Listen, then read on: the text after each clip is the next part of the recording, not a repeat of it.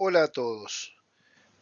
Muy bien, en esta presentación vamos a hablar del tema de buenas prácticas de laboratorio a los efectos de, como dice el título, entender y aplicar la normativa oficial para lograr la excelencia. Vamos a ver que el laboratorio en sí, como un ente de control, de investigación, tiene una normativa particular para cada caso y cuestiones que deben observarse para, en definitiva, trabajar con la excelencia que debe regir todo el procedimiento hasta el resultado final. Obviamente, esto se va a complementar con la presentación que tengamos de la norma ISO 17025 de 2017, que será la que certifique el día de mañana a este laboratorio que nosotros tengamos bajo nuestra tutela o que pertenezcamos a su organigrama. Les pido que nos acompañen y trataremos de ser lo más explícitos posibles. Muchas gracias. Y bueno, en esta tabla tratamos un poco de poner en resumen lo que vimos en las placas anteriores como ejemplos. Los residuos de laboratorio deben recogerse para su eliminación en envases separados en función, como vimos, del tipo de sustancia química implicada. Los recipientes se etiquetan de acuerdo a la lista que tenemos con las letras A la K. Al hacerlo hay que asegurarse de que los compuestos químicos recogidos en cualquiera de las categorías no puedan reaccionar entre sí. Debe hacerse por lo menos una comprobación del contenido de ácido y de base de cada uno. Muchas empresas de gestión de residuos requieren que se proporcionen diluciones neutras. En los recipientes de recogida deben indicarse con claridad los contenidos, indicándose también símbolos de riesgo y frases de seguridad que van de acuerdo al color y al grupo que corresponda. Tener en cuenta que puede ser necesaria una doble caracterización, por ejemplo, si recogemos líquidos inflamables en disoluciones acuosas de la categoría D, si las soluciones orgánicas son irritantes y contienen ácidos o bases, o si se recogen sustancias tóxicas en categorías diferentes como E y F, por dar ejemplos. Esta tabla un poco nos aclara lo que estábamos hablando de la clasificación por letras, ya que las etiquetas especiales y los símbolos de peligro aparecen, como dijimos, en el apartado accesorios de laboratorio, material auxiliar y productos de seguridad de esa normativa del libro púrpura de Naciones Unidas. Por supuesto, recomendamos que siempre se recojan juntos que los productos que son nocivos para la salud, irritantes y tóxicos, que puedan utilizarse recipientes diferentes y marcados, los que son nocivos para la salud, los otros para tóxicos, etc. Y un poco aquí les pongo en ejemplo a qué corresponde cada letra. Si son disolventes, si son residuos sólidos, si son sales en disolución, si son compuestos mercuriales, etc. Todo bien etiquetado y como corresponde. Bueno, y en estas dos últimas placas vamos a hablar eh, con respecto a los códigos de colores y a la gestión final de residuos, ya sea que sean tóxicos o no, con los distintos componentes o colores, como dijimos, y los continentes de esos residuos. Como ven aquí en la placa, incluso especificados si son eh, con peligros como riesgo biológico, riesgo químico, reciclables, etcétera. Tenemos productos químicos que pueden ir en recipientes cerrados,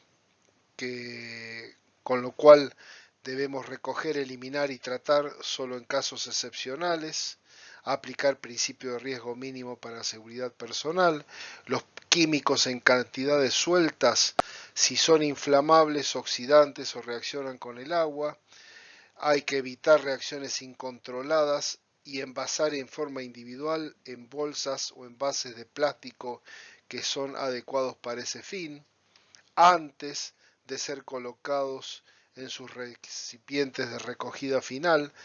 Debe prestarse especial atención a las sustancias explosivas que se eliminarán por separado y de forma flegmatizada.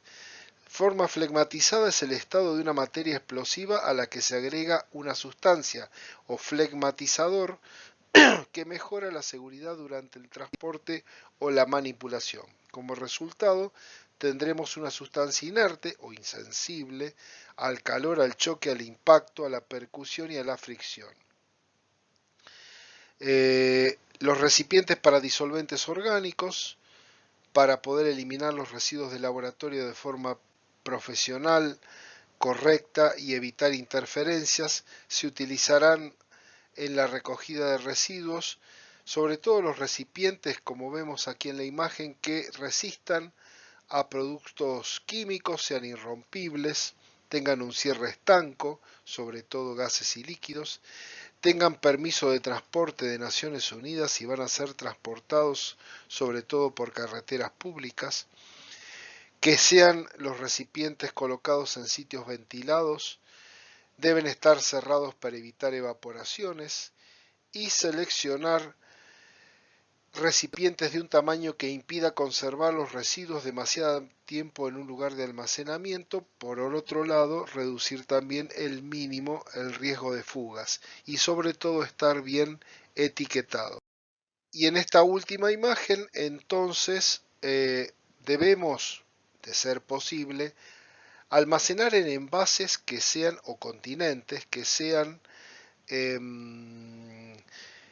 del mismo material que el recipiente original. Por ejemplo, vidrio, vidrio, metal, metal, plástico al plástico.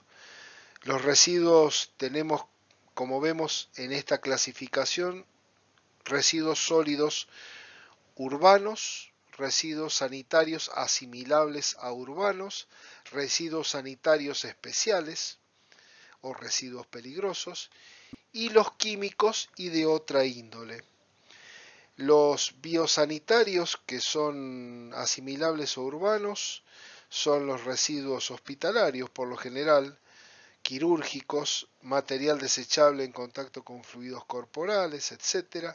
Los biosanitarios peligrosos son los que residen con gestión diferenciada, ya sea porque tenemos material infeccioso o vírico o que sea portador de sustancias cancerígenas, vacunas, cultivos, restos de animales de centros de experimentación, etc. Bueno, y dentro de otro ítem de lo que son las buenas prácticas de laboratorio, como habíamos nombrado antes, ahora lo vamos a analizar en forma particular, son los medios de protección individual o equipo de protección personal o equipo de protección individual. En el laboratorio se realizan, como vimos, operaciones muy diversas. Se manipulan una gran variedad de productos con características diferentes de peligrosidad, etc. En estas circunstancias es cuando debe recurrirse obligatoriamente a los equipos de protección individual, que serán los adecuados frente a riesgos en donde queremos obtener protección.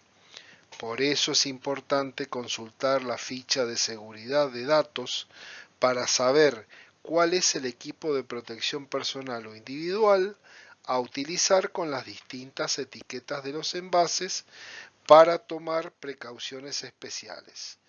En este caso, lo más frecuentemente utilizado es la protección facial de la cara y los ojos, como pantallas plásticas o gafas, protectores de las extremidades superiores o guantes, las del aparato respiratorio, mascarillas especiales y las prendas generales como batas o delantales de protección general y que luego son, por supuesto, descartables. Para la protección de la cara y los ojos, los equipos destinados a los mismos permiten la protección frente a riesgos causados ya sea por proyecciones de partículas sólidas, proyecciones de líquidos, corrosivos, irritantes, exposición a radiaciones ópticas, infrarrojas, ultravioletas, láser, y se clasifican en dos grandes grupos, pantallas y gafas. Las pantallas cubren la cara del usuario, no solamente los ojos, aunque existen en orden a sus características intrínsecas dos tipos de pantallas, faciales y la de soldadores. En los laboratorios normalmente son necesarias únicamente las faciales, que pueden ser con visor plástico, con tejido aluminizante o reflectante o de malla metálica. Si su uso está destinado a la protección frente a algún tipo de radiación, deberán estar equipadas con visores filtrantes a las mismas. Dentro de las gafas de seguridad, en otro grupo, vemos que tienen el objetivo de proteger los ojos del operador o del trabajador o del técnico. Para que resulten eficaces, requieren combinar junto con unos oculares de resistencia adecuada, un diseño o montura que unan los elementos adicionales adaptables a ella con el fin de proteger los ojos en cualquier dirección. Se utilizan oculares filtrantes en todas aquellas operaciones en las que haya riesgo de exposición, como dijimos, a diversas radiaciones ópticas como ultravioleta, infrarrojo o láser. Hay equipos que son dependientes del medio ambiente, que son denominados así porque se utilizan, eh, por supuesto, en el medio ambiente o dentro del laboratorio con, por ejemplo, equipos de oxígeno que pueden o están fabricados con el fin de retener o transformar los contaminantes presentes en el aire para que el mismo sea respirable. Los equipos estos no pueden utilizarse cuando el aire es deficiente en oxígeno, salvo, como dijimos, que lleven un equipo de soporte vital o aire comprimido respirable a sus espaldas, ¿no es cierto? Eh,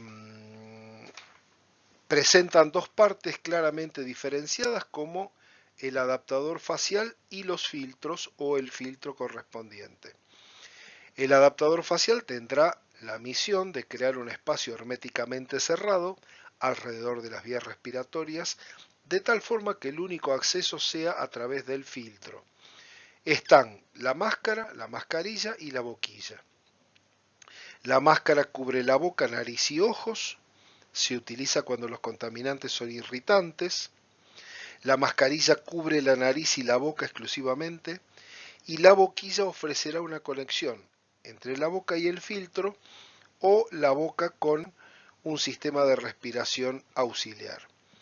Esto impide la entrada de aire no filtrado por la nariz y la utilización se limita exclusivamente a situaciones de emergencia. Y siguiendo con esta especie de manual de buenas prácticas de laboratorio que tenemos en danza, vamos a hablar de un tema que trae sus motivos de preocupación, que es el material de vidrio de laboratorio, ya que los materiales de laboratorio fundamentalmente son de esta sustancia, de vidrio.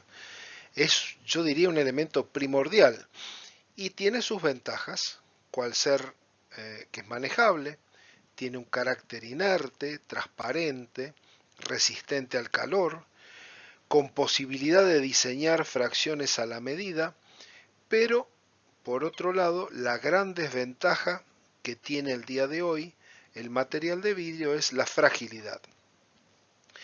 Son muchos los avances científicos que se han logrado gracias al estudio y a la investigación de diversos fenómenos, siendo clave la experimentación con ayuda de los materiales de laboratorio de vidrio, madera, metal o cualquier otro material, asegurando resultados confiables. Este grupo de instrumentos necesarios para llevar a cabo cualquier experimento o investigación suelen estar catalogados según su naturaleza, aunque los más utilizados, como dijimos, son los elaborados en vidrio Pyrex, a los que tiene este como principal componente por su alta resistencia a las altas temperaturas. Como dijimos, por sus excelentes cualidades, el vidrio es el material más usado en los laboratorios, ya que no reacciona a ningún reactivo o lo hace de manera mínima, pero la fragilidad lo convierte en una fuente de riesgo si no tomamos ciertas precauciones. Como dijimos, resiste a los ataques químicos, a la abrasión, es estable, pero es sumamente frágil, no resiste el choque térmico ni tampoco variaciones bruscas en la presión. Algo sumamente importante para el uso de cada uno de estos elementos o materiales de vidrio, como podemos ver en ejemplo aquí en la placa, es conocer la precisión, la veracidad de cada uno de ellos, para en definitiva saber cuál utilizar en determinado estudio o experimento que vayamos a realizar. Los materiales de vidrio de un laboratorio nos sirven para distintos y múltiples usos. Hay algunos que son graduados, otros no. Algunos nos sirven para medir cantidades y volúmenes, para realizar experimentos, fórmulas y control de calidad. Por lo general, son herramientas que resisten, como ya hemos dicho, a las altas temperaturas, son invulnerables ante las bases y los ácidos. En ellos se observa fácilmente los cambios que van ocurriendo en las distintas reacciones químicas. Los materiales de vidrio se encuentran en un laboratorio y pueden clasificarse en dos categorías. Lo que corresponde a una vidriería común, por ejemplo, los vasos de precipitado, los embudos, los balones de forma redonda y fondo plano, condensadores, tubos de ensayo, vidrios de reloj, etc. Y después están los que corresponden a la vidriería volumétrica de alta precisión, que suelen ser más costosos, ya que deben ser calibrados, y se encuentran para medir volúmenes con exactitud, verter o contener y a la temperatura que han sido calibrados. Es decir, si los calentamos o los enfriamos en demasía, van a perder esa precisión de la calibración. Para un óptimo conocimiento experimental es indispensable tener materiales, máquinas e instrumentos necesarios y de buena calidad, para así garantizar una vida útil más larga y conseguir los resultados esperados de nuestras investigaciones, aunque debemos tener en cuenta que suelen ser muy costosos y complejos de manejar. En muchos casos, se ha comprobado que el uso de materiales de baja calidad en los laboratorios ha incidido de manera negativa en las investigaciones, alterando resultados y creando complicaciones. Esto conlleva a que el científico tenga que trabajar mucho más para lograr los resultados esperados. Un instrumento sencillo de usar puede llegar a veces a ocasionar un daño grave a la propiedad o a la misma integridad física de quien lo utiliza si no se utiliza de manera adecuada o si no está certificada su compra. Por esto, debe tenerse cierto cuidado en el manejo, trabajando con las condiciones óptimas, las medidas de seguridad necesarias y la protección adecuada para evitar de manera efectiva cualquier tipo de accidente o incidente. A la hora de elegir un material de laboratorio, es sumamente importante considerar el uso que se le dará al mismo consultando sus especificaciones técnicas y teniendo la total seguridad de que es completamente funcional y disminuyendo así los riesgos derivados de su utilización. Debemos nombrar los accidentes más frecuentes por manejo de material de vidrio a las heridas por el corte, al romperse durante el lavado o a la manipulación de elementos astillados, roturas de varilla de vidrio, roturas de olivas al conectar mangueras y roturas a la colocación de tapas en ciertos recipientes. Entonces, ¿cuál es la forma correcta de utilizar un material de vidrio en el laboratorio? Bueno, tratamos de explicárselo en esta placa lo mejor posible. Si se contemplan algunas mínimas precauciones, se evitarán los accidentes más comunes. Por ejemplo, verificar el estado del material de vidrio antes de su uso. Rechazar cualquier material que esté astillado. Los vidrios rotos o puntos débiles o con zonas deterioradas deben ser descartados en un recipiente apropiado. Recordar que el vidrio caliente tiene la misma apariencia que la del vidrio frío. Utilizar siempre un trozo de tela para proteger la mano cuando se lo esté introduciendo al vidrio en orificios. Lubricar los tubos de vidrio, termómetros, etc. antes de ser insertado en tapas de goma o de corcho. Nunca utilizar mangueras de látex vieja. Hacer las conexiones necesarias utilizando mangueras nuevas. Antes de colocar tubos de goma, mojarlo con glicerina o parafina para evitar que se pegue. Para manipular material de vidrio, utilizar antiparras, pinzas y paños. Tener cuidado al trabajar con sistemas de vacío o a presión. Los desecadores al vacío serán protegidos con cinta adhesiva y colocados en rejillas de protección adecuada. Verificar las uniones y las conexiones que estén seguras. Los utensilios de vidrio que están bajo presión o vacío deberán ser tratados con sumo cuidado. No deberán ser calentados desde un solo lado y aún con llama abierta. Antes de efectuar evacuación o esfuerzos por presión, tendrán que someterse a un control visual a fin de evitar trabajar con elementos que estén agrietados o astillados. No exponer nunca los utensilios de vidrio a variaciones repentinas de presión y no someter a presión o vacío los vidrios de laboratorio con forno plano como balones o Erlenmeyer. Otro punto a tener en cuenta en estas buenas prácticas de laboratorio es el de la gestión de accidentes, vertidos o vertimientos, incendios y otras emergencias.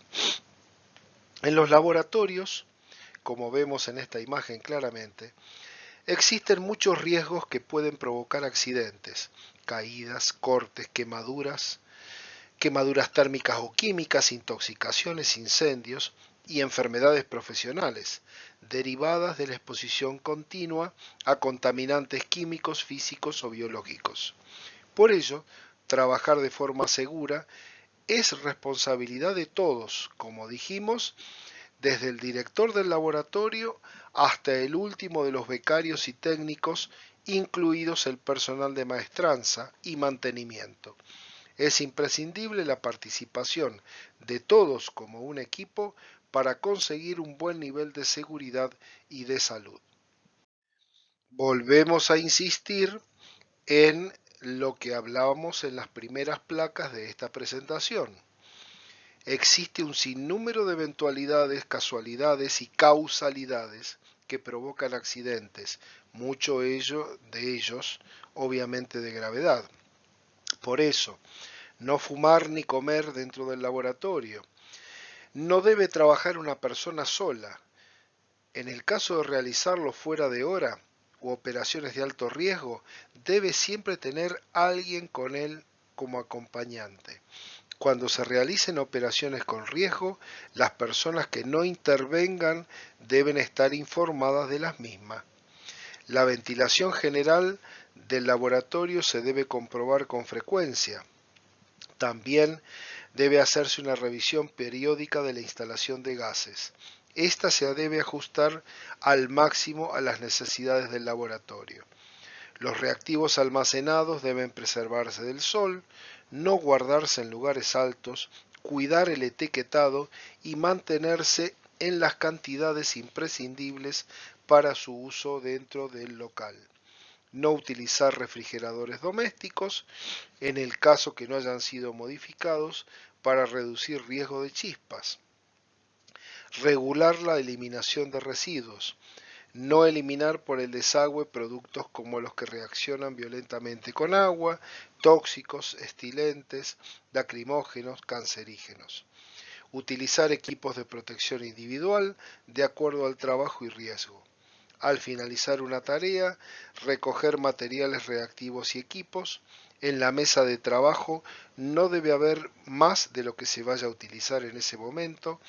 Emplear y almacenar sustancias inflamables en cantidades imprescindibles, por lo menos como consejos mínimos a tener en cuenta. También es importante tener en cuenta, y volvemos a insistir sobre lo mismo, identificar, etiquetar los productos en el laboratorio, ya que nos permite distinguir y trabajar de forma segura, ya sea las soluciones que preparemos, comprobar el etiquetado de recipientes y botellas, no reutilizar envases para otros productos sin haber quitado antes su etiqueta original, quitar la etiqueta antigua antes de poner una nueva, no superponer las mismas, el trasvasar los productos, hacerlo en cantidades pequeñas, sino en zonas específicas, efectuar los trasvases de sustancias inflamables lejos de los focos de calor, realizar trasvases de tóxicos, irritantes y corrosivos utilizando prendas de protección adecuada, evitar los vertidos empleando embudos, dosificadores o sifones,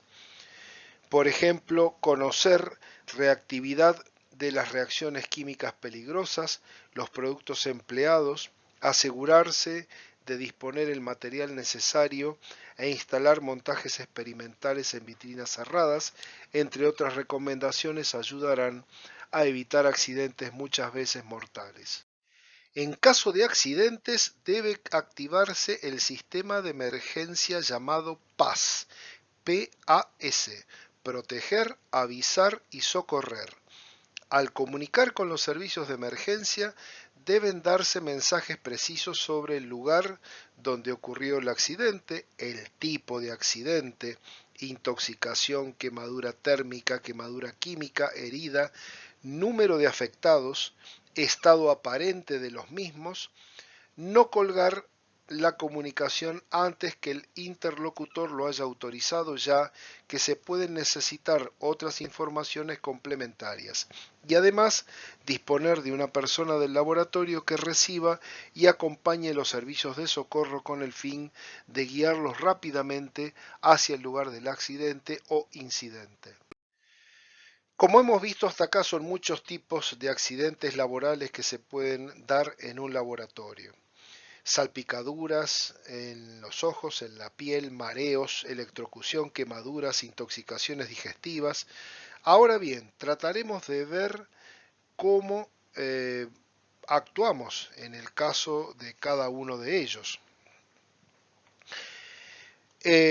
Con respecto a las salpicaduras en los ojos o en la piel, lavar con agua durante 10 a 15 minutos, empleando lavaojos, duchas o lo que tengamos a mano, con agua limpia y agua corriente en lo posible. Si hay mareos o pérdida de conocimiento, proteger el aparato respiratorio del medio, tratar de ventilar a la persona afectada, trasladar al accidentado siempre a un lugar seguro y dejarlo recostado sobre el lado izquierdo, aflojándole la ropa o todo aquello que pueda oprimirlo. Si respira, tomarle el pulso, activar enseguida los protocolos de emergencia como vimos.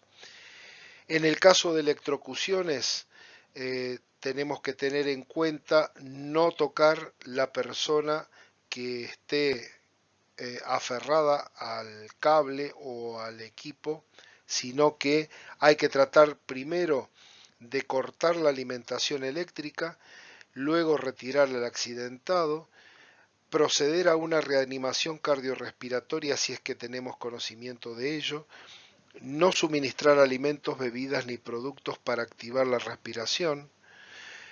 Cuando tenemos quemaduras, las instrucciones básicas son lavar abundantemente con agua fría para evitar y de enfriar la zona quemada, no quitar la ropa pegada a la piel, tapar la parte quemada con ropa limpia, acudir siempre en forma rápida al médico.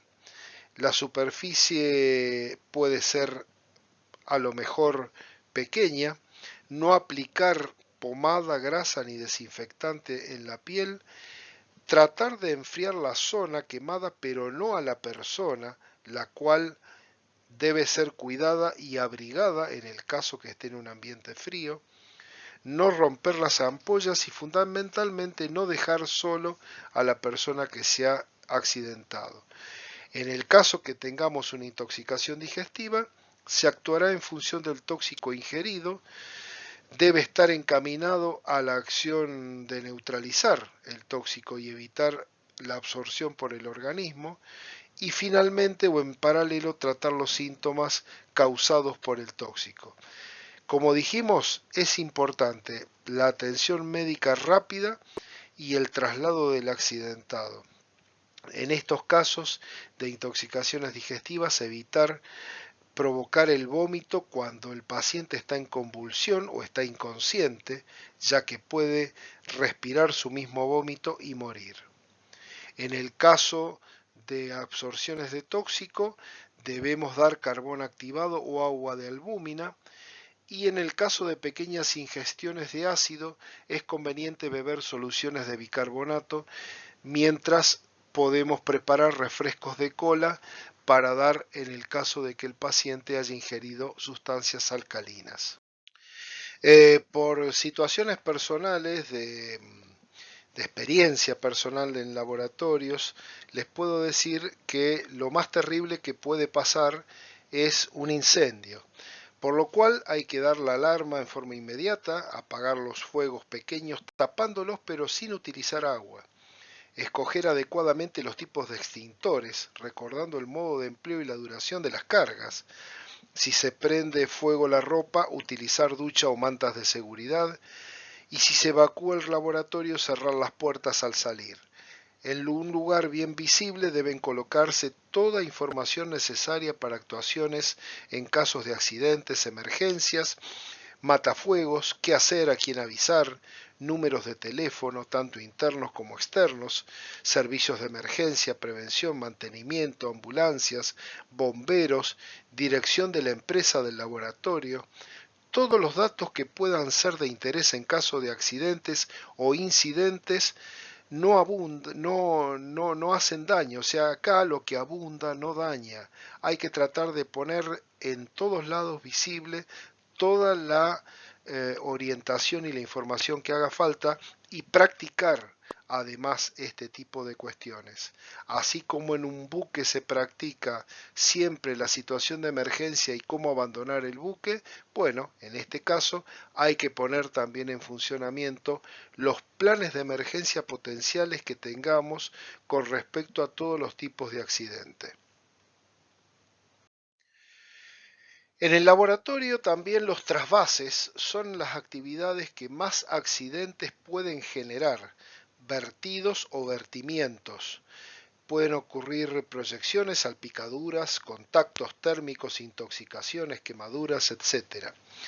Las medidas preventivas y de protección son, en primer lugar, siempre tratar el accidente o el incidente con un equipo de protección individual adecuado, aunque las cantidades trasvasadas sean muy pequeñas, o en caso de trasvasar a recipientes pequeños. También debemos tener en cuenta de emplear ventilación forzada. Debe también considerarse no realizar trasvases de líquidos muy inflamables en sótanos, disponer de bandejas de retención para derrames eventuales, Colocar duchas y lavaojos en lugares próximos a las zonas donde esté previsto hacer trasvases y eliminando la electricidad estática mediante conexión de recipientes entre sí y a tierra. En resumen, todas estas medidas que vemos nos llevan a un nivel de seguridad perfecto o cuasi perfecto en nuestro laboratorio. Todos los derrames, accidentes y exposiciones deben ser comunicados sin dilación al director técnico del laboratorio y a la gerencia. Una vez sufrido o detectado el accidente o el incidente, se debe impedir que el área contaminada se extienda.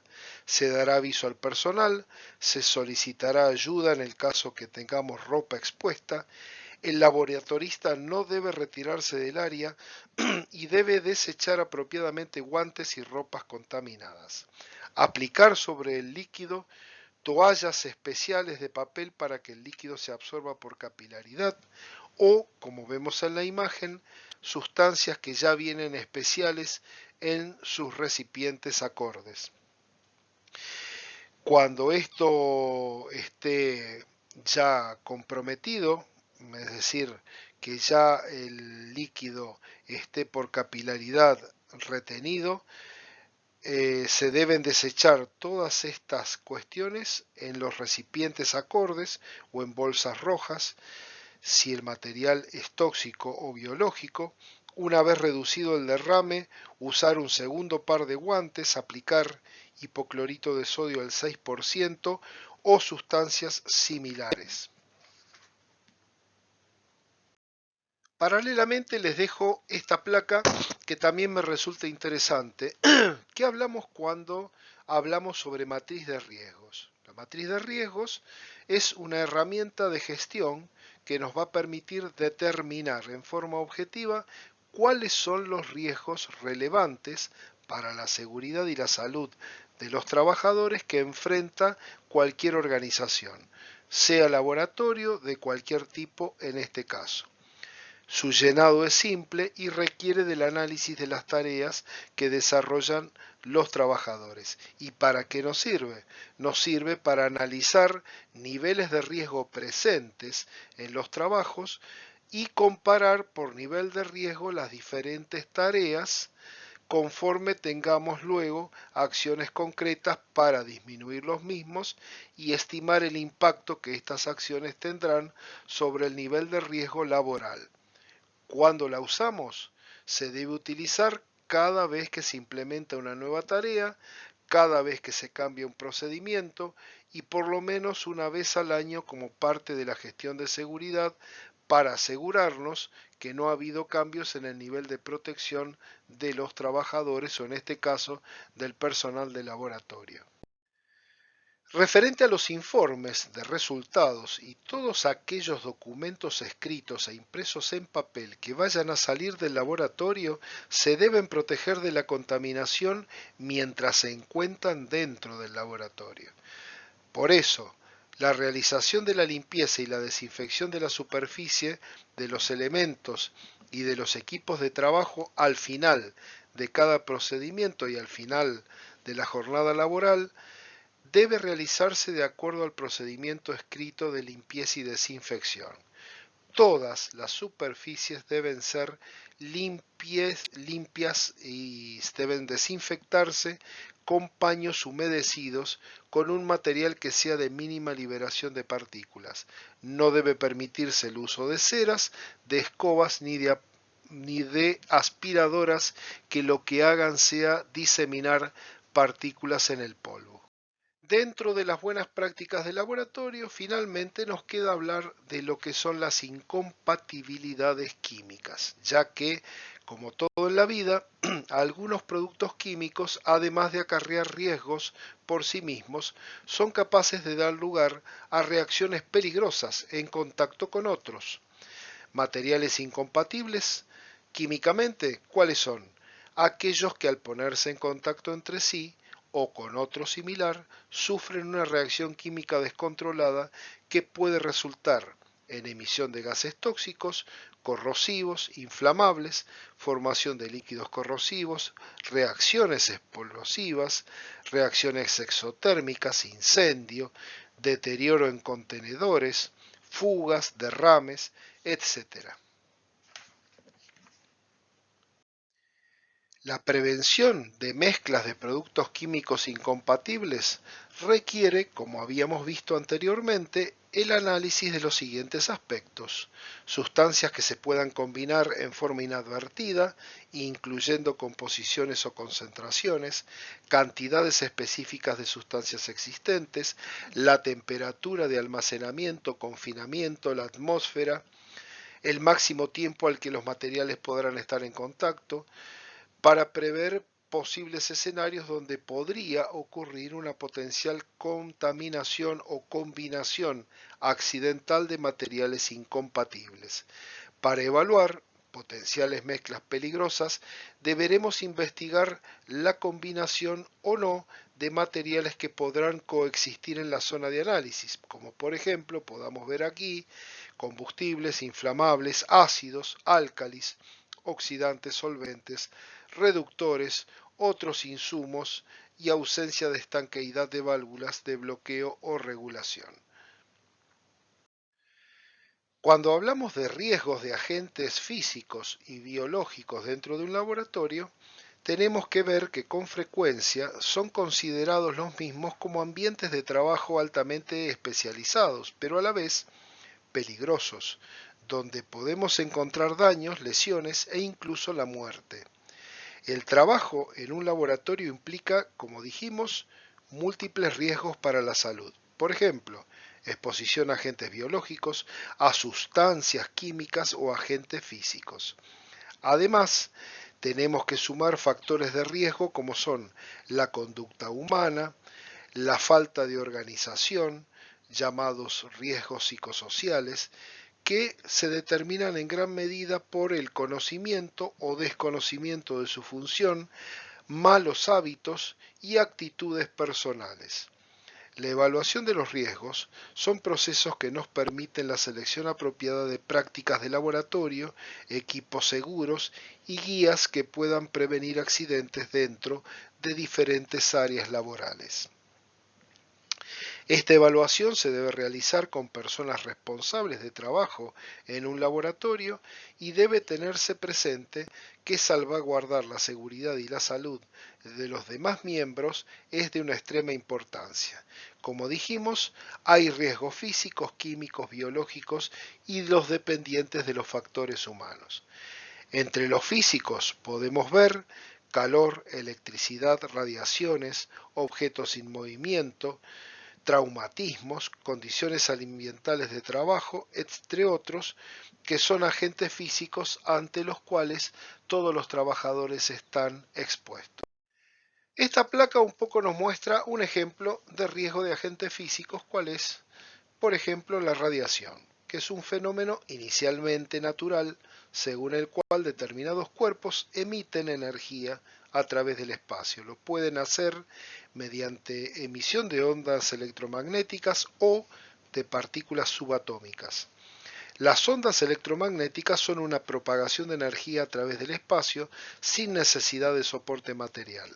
La luz solar, en cambio, es una forma de radiación electromagnética dentro de un determinado rango de longitud de onda con la que estamos totalmente familiarizados.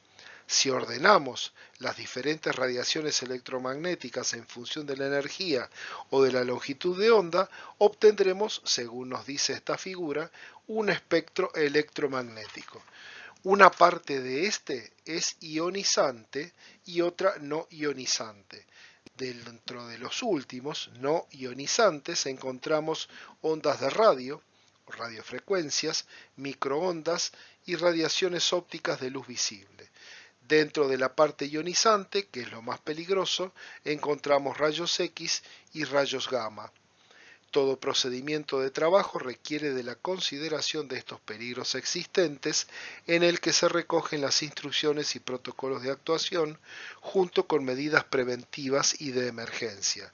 En el caso de las radiaciones ionizantes, hacemos especial énfasis en las medidas de protección, refiriéndonos a acotación al mínimo estrictamente necesario de exposición, aumento al máximo operativo de la distancia respecto a la fuente, limitar el número de personas expuestas o no autorizadas, blindajes, procedimiento para evitar contacto con la fuente de contaminación, gestión de residuos, medidas de emergencia, protección de las instalaciones, señalización, medidas de vigilancia radiológica, detectores, control de isótopos, equipos y prendas de protección y vigilancia de la salud.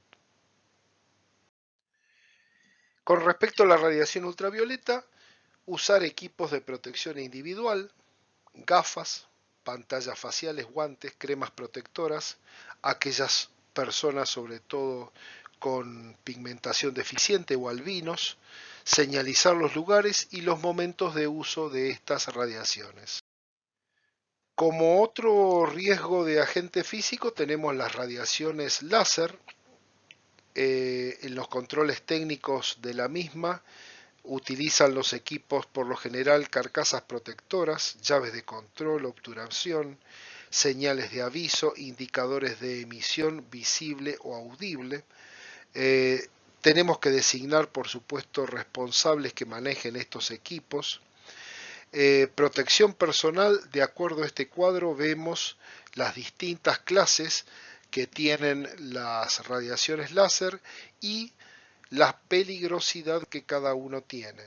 En las clases 3B y 4 se debe utilizar protección personal adecuada, gafas y ropa especial, teniendo en cuenta la radiación emitida por el equipo o los equipos. Como ya habíamos hablado, vamos a dar una especial acepción a lo que son las radiofrecuencias y los microondas. Tenemos que tener una adecuada distancia entre emisor y receptor, utilización de cerramientos, mallas metálicas o paneles perforados, como se llama a la jaula de Faraday. Si las ventanas ópticas son necesarias, deberán estar laminadas con malla metálica, totalmente señalizados. Evitar la situación de exposición a siguientes situaciones sensibles como señoras embarazadas, personal con estado febril, terapias con fármacos que afecten a la termorregulación, portadores de marcapaso. O sea, evitar toda exposición innecesaria ante la inexistencia de prueba fiable de efecto nocivo que puedan tener todo lo que son no ionizantes, porque ya sabemos que rayos X y rayos gamma pueden, de acuerdo a la dosificación recibida, causar hasta la muerte de la persona.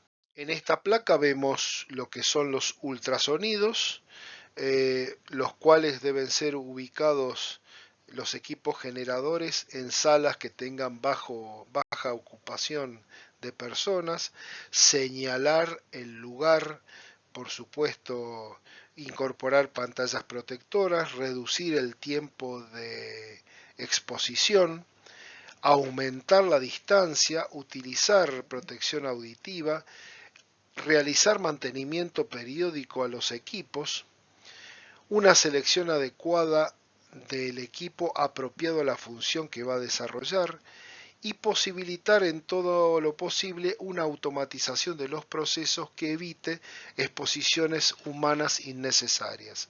Como ven, tenemos zonas verdes en donde el peligro no existe o es muy poco, de acuerdo al nivel de presión acústica en decibeles y al nivel de los kilohercios que se van recibiendo. A medida que aumentan los decibeles o los kilohercios, el peligro se va haciendo cada vez más evidente. Ahora es el turno de los riesgos biológicos. Los riesgos biológicos son aquellos derivados de manipular o estar expuesto a los agentes biológicos que nos trae como consecuencia una infección del personal expuesto con o sin manifestaciones de la enfermedad. En el caso específico de laboratorios clínicos o microbiológicos, los exámenes de salud, la identificación de los peligros, la conciencia individual de autoprotección, la evaluación de los riesgos, la adopción de medidas de contención apropiadas y el empleo de técnicas microbiológicas escrupulosas permiten hacer del laboratorio un lugar seguro. La formación e información siguen siendo las herramientas clave para elaborar planes de seguridad completos y seguros. Los riesgos biológicos, o biohazard en inglés, consisten en presencias de organismos o sustancias derivadas que plantean amenazas a la salud humana, contaminaciones biológicas. Son aquellos que causan enfermedades comunes o constituyen enfermedades profesionales y las causan virus, bacterias y hongos. Las medidas de seguridad que se vayan a adoptar varían de acuerdo al grupo de riesgo en el que se haya enclavado el agente con el que se trabaje y por lo tanto el nivel de contención que sea necesario implantar. En la tabla expuesta se esquematizan las características de los distintos agentes biológicos para su clasificación dentro de un grupo de riesgo determinado. El grupo de riesgo consiste en la presencia de un organismo o sustancias derivadas constituyendo amenaza para la salud humana o contaminación biológica. Incluye esto residuos sanitarios, muestras de microorganismos, virus o toxinas de fuentes biológicas patógenas.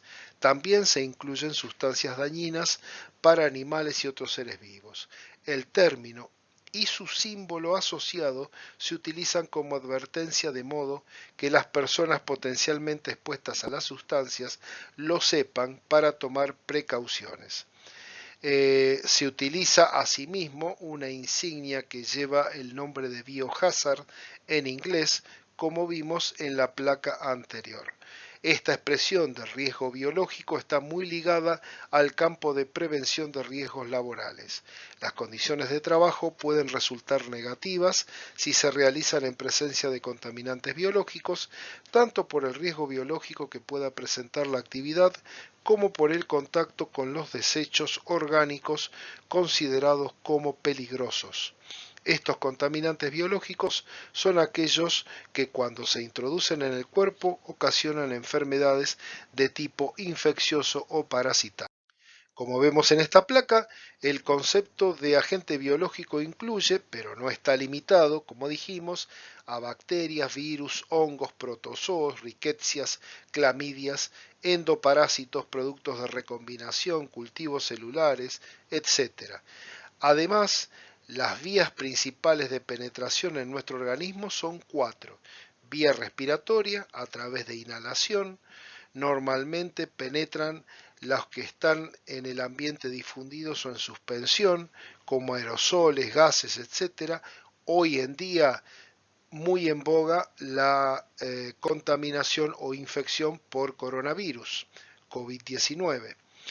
Es la vía mayoritaria de penetración de sustancias tóxicas. Luego tenemos la vía dérmica, por contacto con la piel, sin causar erupción ni alteración notable.